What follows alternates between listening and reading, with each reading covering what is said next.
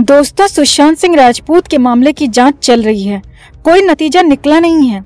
हालांकि सीबीआई की जांच का क्या होगा और कब तक होगा ये पता नहीं है, लेकिन हाँ, एनसीबी के मामले में बहुत कुछ हुआ है, नया हुआ है। जी हाँ, 12 जुलाई को एनसीबी के मामले में बहुत कुछ हुआ है।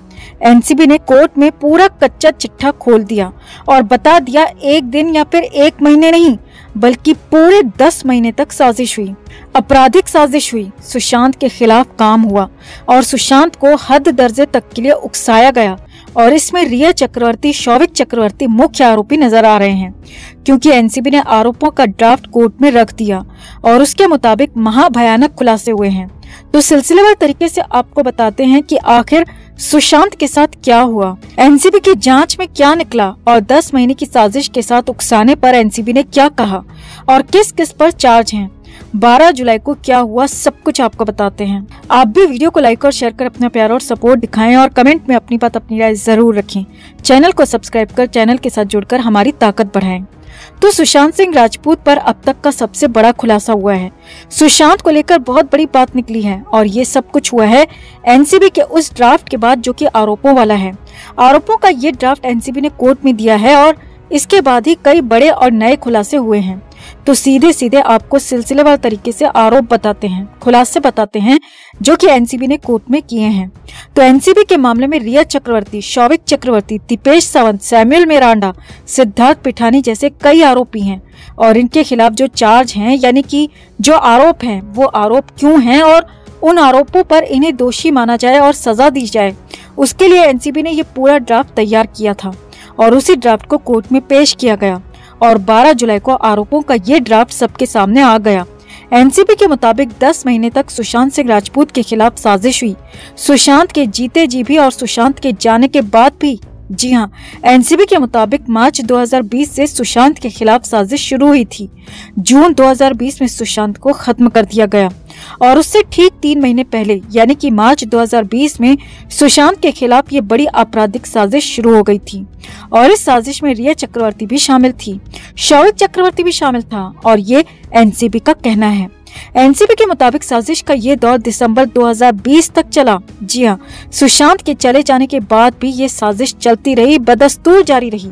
अब यहाँ पर बड़ी बात यह है दोस्तों कि इशारा बहुत कुछ कहता है, यानी कि सुशांत के जाने के बाद भी साजिश हुई, तो इसका साफ साफ मतलब है कि सबूत भी मिटाए गए होंगे, गवाहों को भी करप्ट किया गया होगा और बहुत सारी ऐसी बातें होंगी जो सुशांत के खिलाफ, सुशांत के केस के खिलाफ की गई होंगी और इसीलिए एनसीबी ने दिसंबर 2020 तक साजिश की बात कही है, बड़े खुलासे किए हैं।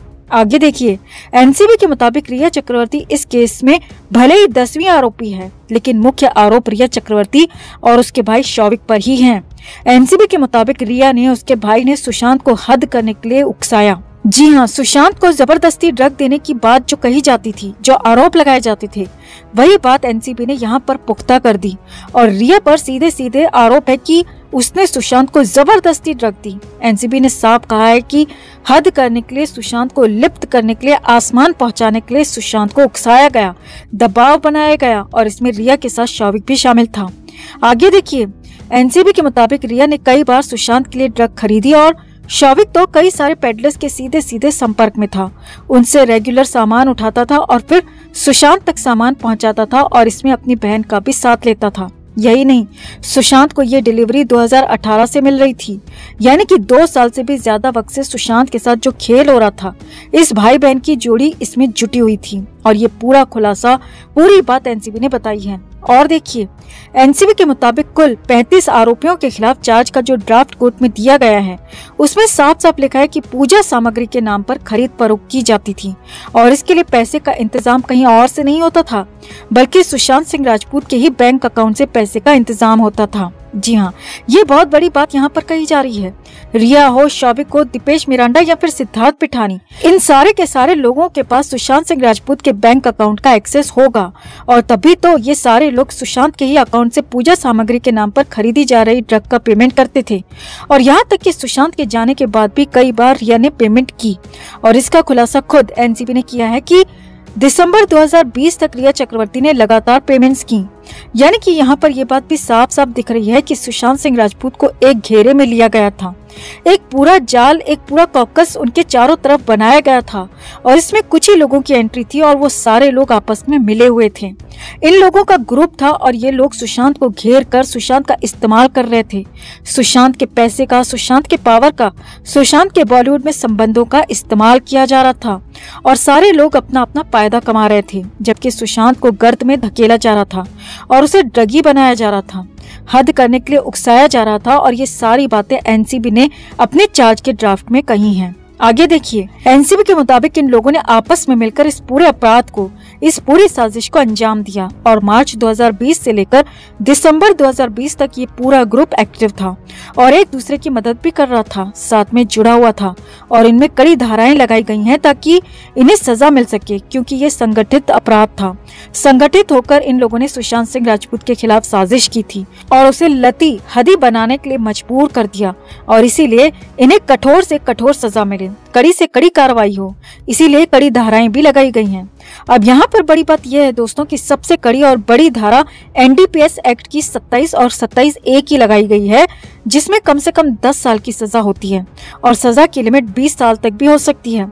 अब यहाँ पर एनसीबी ने अपनी तरफ से चार्ज लगाए हैं, ड्राफ्ट पे दे दिए और अब कोर्ट को तय करना है कि ये चार्ज कितने सही हैं, कितने गलत, और फिर उन चार्जेस पर, उन आरोपों पर फैसला होगा और उन्हीं आरोपों के आधार पर ट्रायल भी होगा, यानी कि केस आगे बढ़ेगा, सुनवाई होगी। अब अगर यहाँ पर कोर्ट एनसीबी के लगाए गए चार्जेस को मान लेती है, चार्ज ड्राफ्ट की बात को सही मान लेती है, आरोपों को सही ठहराती है, तो फिर तो इस पूरी जमात की, पूरी ब्रिगेड की जमानत एक झटके में खत्म हो जाएगी। जी हाँ, रिया हो, शौविक हो, दीपेश या फिर पापी पिठानी, इन सब की जमानत एक झटके में खारिज हो सकती है और एक बार फिर से इन सबको जेल जाना पड़ सकता है, क्योंकि धारा 27A नॉन बेलेबल है और उसमें जेल जाना ही पड़ेगा। यानी कि अब सब कुछ कोर्ट पर निर्भर करता है। वैसे ये बड़ी बात आपको बता दें दोस्तों कि अगर इन चार्जेस को, आरोपों को कोर्ट ने सही मान लिया तो फिर तो फैसला भी सुशांत के ही पक्ष में आएगा, एनसीबी के ही पक्ष में आएगा। इसकी भी संभावना पूरी बढ़ जाएगी और ये पूरा साजिश करता ग्रुप जाएगा जेल में सलाखों के पीछे और कम से कम 10 साल और जो कि 20 साल तक भी सजा हो सकती है, उसके लिए ये जेल की सलाखों के पीछे रहेंगे। यानी कि इसके बाद की इनकी पूरी जवानी जेल में कटेगी और बाल सफेद होने के बाद ही जेल से बाहर आ पाएंगे। और ये सब कुछ अब संभव होता दिख रहा है क्योंकि एनसीबी ने चार्ज ही ऐसे लगाए हैं, गवाह और सबूत ही ऐसे पुख्ता दिए हैं। तो कुल मिलाकर इस पूरे खुलासे पर, एनसीबी की इन पूरी बातों पर, एनसीबी के इस चार्ज ड्राफ्ट से आप कितने संतुष्ट हैं? सुशांत को इंसाफ मिलने की राह में क्या ये एक कदम आगे बढ़ जाएगा? कमेंट में आप भी अपनी बात, अपनी राय जरूर रखें। वीडियो को लाइक और शेयर कर अपना प्यार और सपोर्ट भी जरूर दिखाएं।